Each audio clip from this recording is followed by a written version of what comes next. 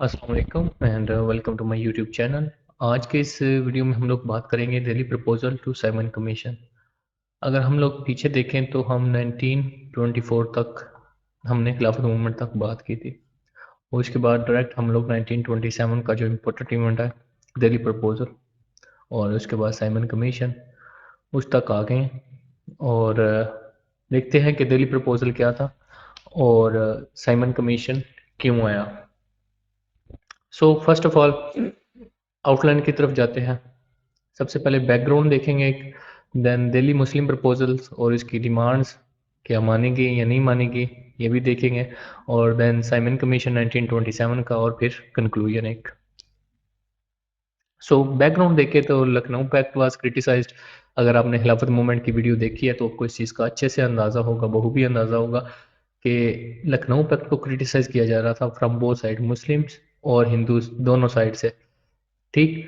और फिर Hindu Muslim unity danger में थी क्योंकि लखनऊ पैक्ट ही एक ऐसा पैक्ट था जो मुसलमान और हिंदू दोनों ने बाकायदा तौर पे फॉर्मलाइज होकर साइन किया था, और इसको अब क्रिटिसाइज किया जाने लगा था। अगर ये क्रिटिसाइज होता है तो हिंदू मुस्लिम यूनिटी खतरे में थी। और फिर हिंदू मुस्लिम यूनिटी की वजह से खिलाफत मूवमेंट हुई, जो कि ज्वाइंटली की गई, हिंदुओं और मुसलमान दोनों लीडर शामिल थे इसमें। तो ये भी एक फेलियर होता है। और उसके बाद नॉन कोऑपरेशन मूवमेंट गांधी की, ये भी एक फेलियर होता है। फिर हिंदू मुस्लिम राइट्स इमीडिएटली आफ्टर खिलाफत मूवमेंट, और इसमें बाकायदा तौर पे हिंदू और मुस्लिम आमने सामने आ जाते हैं। साथ ही फिर शुद्धि और संगठन तरीके में हिंदू स्टार्ट कर देते हैं, जिसमें वो कहते हैं कि जो लोग मुसलमान हो गए हैं वो पहले हिंदू थे, इनके बावजूद सिंस हिंदू थे तो अब इनको अपने असल की तरफ आ जाना चाहिए जो कि इनका हिंदुइज्म है, मज़हब। ठीक। सो ये एक बैकग्राउंड था। ये हो रहा था 1924 से लेके 1927 तक, ये सब कुछ हो रहा था इन 3 सालों में। ठीक। सो अब दिल्ली मुस्लिम प्रपोजल पे चलते हैं। अब Lucknow pact was the first constitutional pact जो मुसलमान और हिंदू यूनिटी को रिप्रेजेंट भी करता था, और दोनों ने ज्वाइंटली एग्री होके, ये फर्स्ट ऐसा एग्रीमेंट है और लास्ट भी, जिसमें हिंदू और मुस्लिम दोनों ने एक जॉइंट एग्रीमेंट पे साइन किया और दोनों पार्टीज एग्री कर गई। एक जो पैक्ट होता है या एक जो डिमांड्स थी दोनों साइड से, उस पे दोनों पार्टीज एग्री कर गई। लखनऊ पैक्ट पहला और आखिरी पैक्ट था जो कांग्रेस और मुस्लिम लीग ने दोनों ने मिलकर साइन किया। इसमें आपको पता है कि सेपरेट इलेक्टोरेट की हिंदू मोहर लग गई थी, क्योंकि 1909 में पहले इन्होंने मुसलमानों को सेपरेट इलेक्टोरेट का हक दिया, फिर 1919 के एक्ट में भी दिया। लेकिन सिंस 1909 में जब ये हमें मिला तो हमें इस बात की कंफर्म ये कह लें कि गारंटी नहीं थी कि अगर हिंदू इसके खिलाफ एजिटेशन स्टार्ट कर देते हैं तो कोई पता नहीं कि ब्रिटिश इसको वापस ले लें। सिंस इस चीज़ से बचने के लिए मुसलमान लीडरान ने सोचा कि हम लोग कांग्रेस की सपोर्ट लेते हैं या हिंदुओं की सपोर्ट लेते हैं, ताकि हमारा जो सेपरेट इलेक्टोरेट का मुतालबा है या ये जो राइट है हमें, वो हमारे पास रहे। सो अब ये कंट्रोवर्शियल हो गया था खिलाफत मूवमेंट के बाद से। तो इसके लिए जब ये कंट्रोवर्शियल हो रहा है, इस पे बातें हो रही हैं, तो सिंस एक न्यू कॉन्स्टिट्यूशनल डेवलपमेंट की या एक न्यू कॉन्स्टिट्यूशन की ज़रूरत थी, और इसी के लिए साइमन कमीशन हिंदुस्तान आता है। ठीक। अब आगे देखते हैं कि tension was rise, tension on rise थी हिंदू और मुसलमानों के दरमियान। 1922 से ही कुछ इवेंट्स ऐसे हुए थे जिसमें कोई आई थिंक हिंदू लैंडलॉर्ड थे, तो उनके खिलाफ मुसलमानों ने एजिटेशन स्टार्ट कर दी थी, वो क्योंकि जो हिंदू लैंडलॉर्ड थे वो एक्सप्लॉइट कर रहे थे मुसलमानों के राइट्स को। क्योंकि लैंडलॉर्ड थे तो जो इनके पीएंट थे मुस्लिम, तो उनके राइट्स को ये एक्सप्लॉइट कर रहे थे। सो सीन्स तब से ये इवेंट ऐसे स्टार्ट हो गए थे, मुसलमानों और हिंदुओं के दरमियान एजिटेशन या एक कह लें कि अनबन थी इनके दरमियान स्टार्ट हो गई थी। श्रीनिवास जो हैं वो कांग्रेस के प्रेसिडेंट होते हैं उस टाइम पे, और वो करते हैं जिना को अप्रोच, ताकि हम लोग दो पार्टी या दोनों पार्टीज का एक ज्वाइंट सेशन बुलाएं या दोनों के दरमियान एक हार्मनी है वो क्रिएट कर सकें। और सिंस कायद भी यही चाहते थे कि दोनों पार्टीज के दरमियान एजिटेशन ना हो, हार्मनी कायम रहे, और हम लोग एक पाथ और एक जो डेस्टिनेशन है हमारी सेल्फ रूल की, इसको हम लोग ज्वाइंटली हासिल करें और उसके बाद फिर अपना कॉन्स्टिट्यूशन ड्राफ्ट करें। ठीक। सो दिल्ली प्रपोजल में जिना एडमिट कर लेते हैं इस चीज़ को कि मुस्लिम जो सेपरेट इलेक्टोरेट है हम इसको गिव अप कर देते हैं। सिंस यही एक मसला था जिस पे हिंदू एजिटेशन बहुत ज़्यादा हो रही थी सेपरेट इलेक्टोरेट पे। अब सेपरेट इलेक्टोरेट को जिना साहब कर देते हैं गिव अप, और गिव अप करने के बाद कहते हैं कि सिंस हम लोग अपनी सबसे बड़ी डिमांड जिसकी वजह से हमने आपके साथ पैक्ट किया, हमने यूनिटी क्रिएट की सिर्फ इसी डिमांड की वजह से, तो हमारी कुछ डिमांड्स हैं या हमारे कुछ कॉन्स्टिट्यूशनल राइट्स हैं, वो हम लोग आपको एक बेसिक से राइट्स हैं, हम वो आपको कहते हैं हमारी वो डिमांड्स मान लें। सिंस कोई उसमें कहने की इतनी कोई बड़ी डिमांड्स नहीं रखी थी कायद ने, एक छोटी सी डिमांड थी, तो इसको भी इन्होंने एक्सेप्ट नहीं किया इन अ फिट ऑफ हिंदुइज्म। या ये कह लें कि हिंदू लीडरान के जहन में ये था कि हम लोग क्योंकि अपर हैंड है हमारा, हम लोग मेजोरिटी में है, और ब्रिटिश के बाद क्योंकि अगर हम लोग सेल्फ रूल पे जाते हैं तो हम लोग ही लीड करेंगे, तो मुसलमानों को दबा के रखना चाहिए, इनको दीवार के साथ लगाना चाहिए। और जब भी आप किसी कम्युनिटी को या किसी एक स्पेसिफिक तबके को आप दीवार के साथ लगाने की कोशिश करेंगे तो उसका रिएक्शन आएगा, चाहे आप बरसगीर पाको हिंद में मुसलमानों को लगाएं और पाकिस्तान में आप लोग बंगालियों को लगाएं, और अब इस पाकिस्तान में आप लोग बलूचिस्तान को अगर साइड लाइन पे लगाएं तो उसका रिएक्शन लाजमी तौर पे होगा। सो यही रिएक्शन उस टाइम पे भी मुसलमानों का आया था। सो देखते हैं दिल्ली प्रपोजल में डिमांड्स क्या क्या थी। सबसे पहली डिमांड कायद ने की थी कि सिंध जो था वो मुंबई का पार्ट था, तो कायद आज़म ने कहा कि जो सिंध है उसको मुंबई से अलग कर दिया जाए। ठीक, ये आगे कुछ फर्दर डिटेल है एमसीक्यूज वगैरह में आ सकती हैं, तो आप लोग देख लीजिएगा।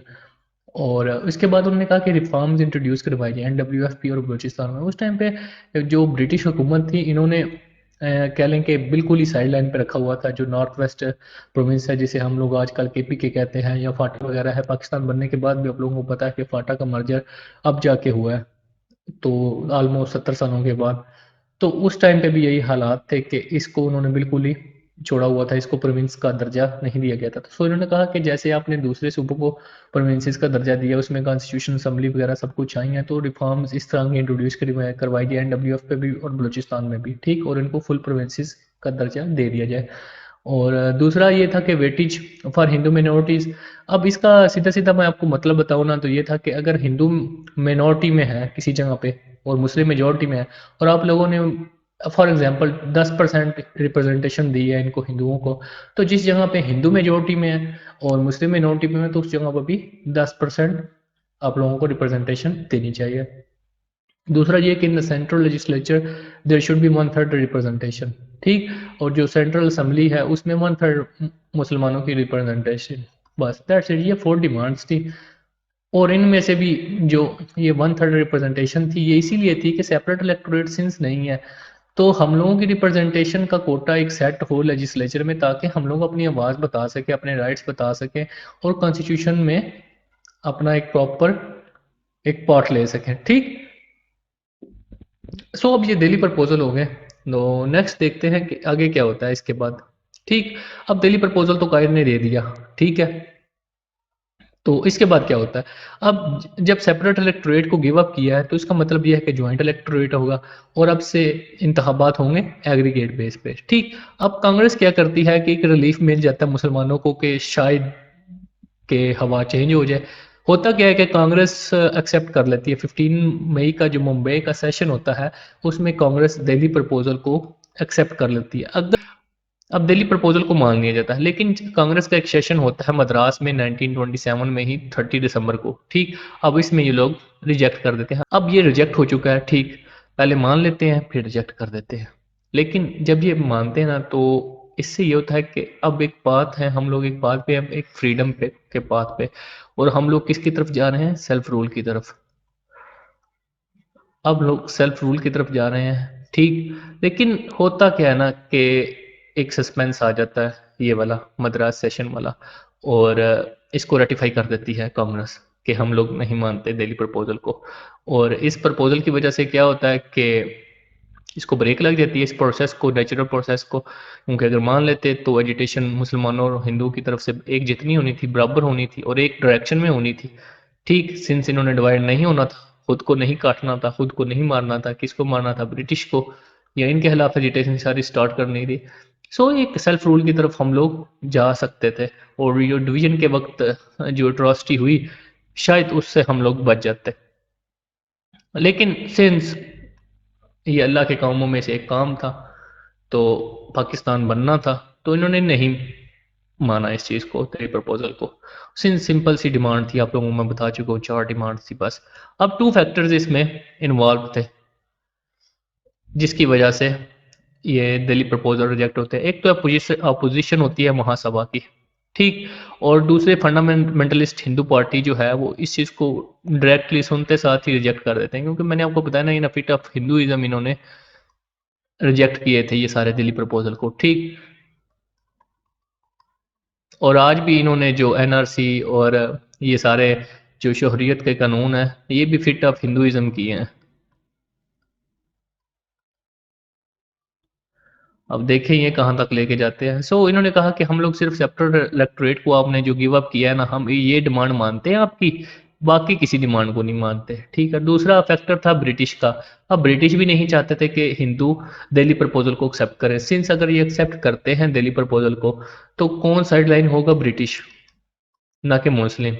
क्योंकि ये दोनों इकट्ठे हो जाएंगे, क्योंकि आवाज़ भी सबसे बड़ी यही थे, हिंदू और मुस्लिम, और ये दोनों अगर इकट्ठे हो जाते हैं अपने एक कॉमन एनिमी के खिलाफ जो था ब्रिटिश, तो ब्रिटिश साइड लग जाना था। सो सेकंड फैक्टर था ब्रिटिश की अपोजिशन, और दूसरा फिर था साइमन कमीशन की जो सजेशन आ गई थी। तो इस वजह से ये दिल्ली प्रपोजल की अहमियत कम हो गई या इनको उसको नहीं माना गया। सो अब बात करते हैं साइमन कमीशन की। जैसा कि आपको पता है कि अगर आपने 1919 का एक्ट या मोंटेग्यू कैम्पफोर्ड रिफॉर्म्स की आपने वीडियो मेरी देखी है, तो इसमें एक प्रोविजन थी कि हर 10 साल बाद एक कमीशन कायम होगा जो इंडिया की पॉलिटी या कॉन्स्टिट्यूशनल जो हालात होंगे उस टाइम के उसको देखेगा और उसके मुताबिक रिफॉर्म्स इंट्रोड्यूस करवाएंगे। इंडिया की पॉलिटी के मुताबिक हम लोग रिफॉर्म इंट्रोड्यूस करवाएंगे, ठीक है।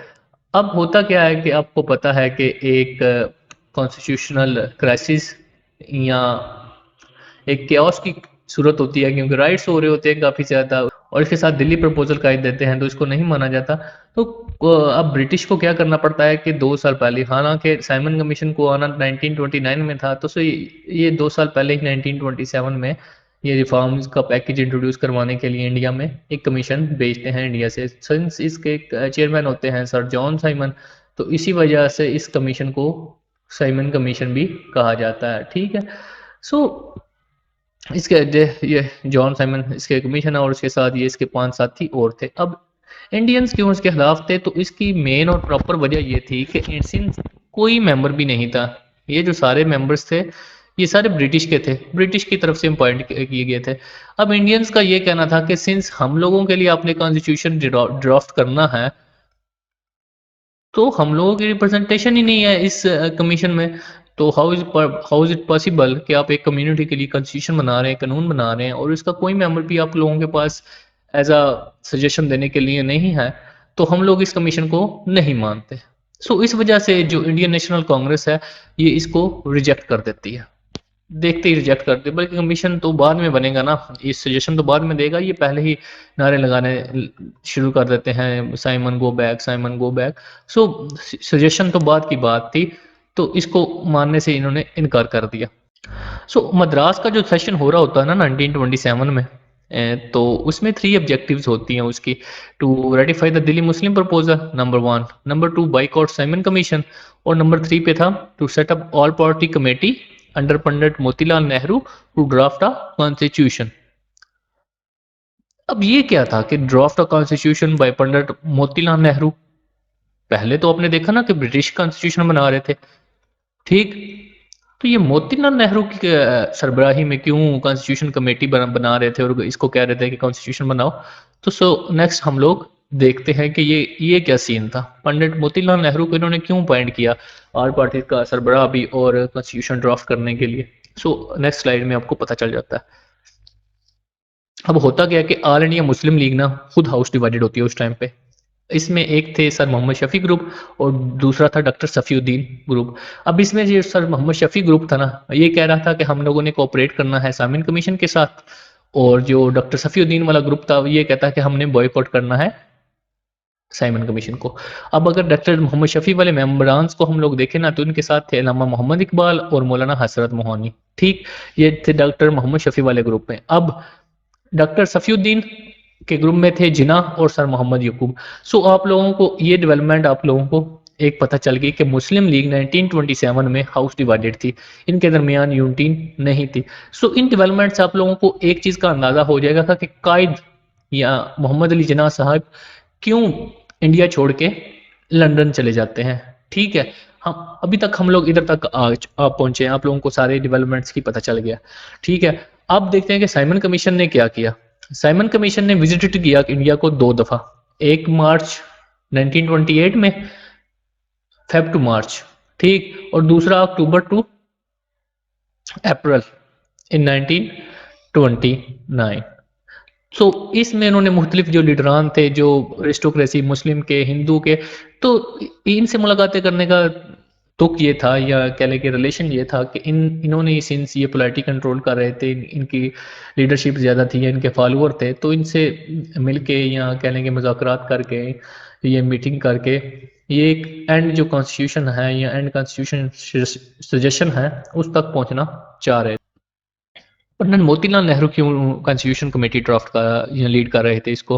अब हुआ कुछ यूं था कि लॉर्ड ब्रेकनहेड,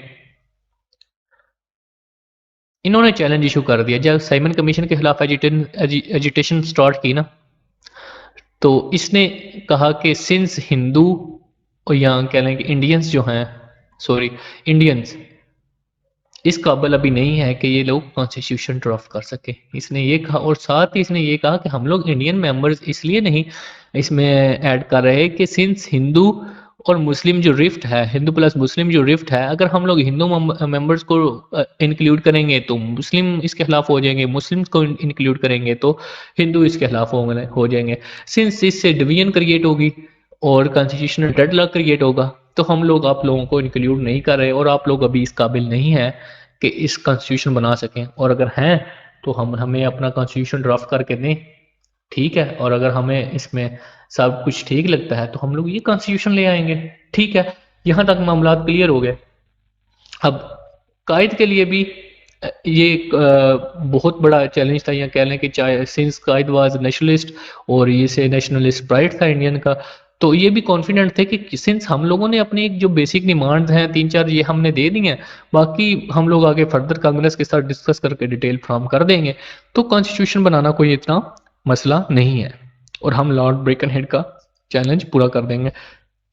अब इस लाइन में यही लिखा हुआ है। ठीक है, अब Simon commission was strongly biased towards empowering provinces, और it is also recommended provinces boundary should be redrawn, और वेरियस जो रिफॉर्म्स हैं वो NWF में और बलूचिस्तान में हो, और सिंध को सेपरेट कर दिया जाए मुंबई से।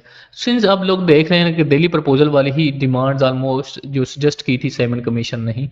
सो इससे आप लोगों को कायद की जो फार सेटेडनेस है उसका बड़े अच्छे तरीके से अंदाज़ा हो जाएगा, या उनकी जो कॉन्स्टिट्यूशनल या एक पॉलिटिकल जो साइंटिस्ट होता है, जो एक पॉलिटिकल फिलोसफर होता है, उसके का जो विजन है वो आपको पता चल जाता है। ठीक, सो इसमें कोई दो राय नहीं है। सो एट सेंटर क्या होता है कि सेपरेट इलेक्टोरेट जो है वो ख़त्म कर दिया जाता है और प्रोपोर्शनल रिप्रेजेंटेशन ले आ जाती है। लेकिन जो वो कह लेंगे प्रोविंसेस लेवल पे है, इसको अल्लामा इकबाल पंजाब में मानने से इनकार कर देते हैं और इसके खिलाफ लिटिगेशन स्टार्ट कर देते हैं।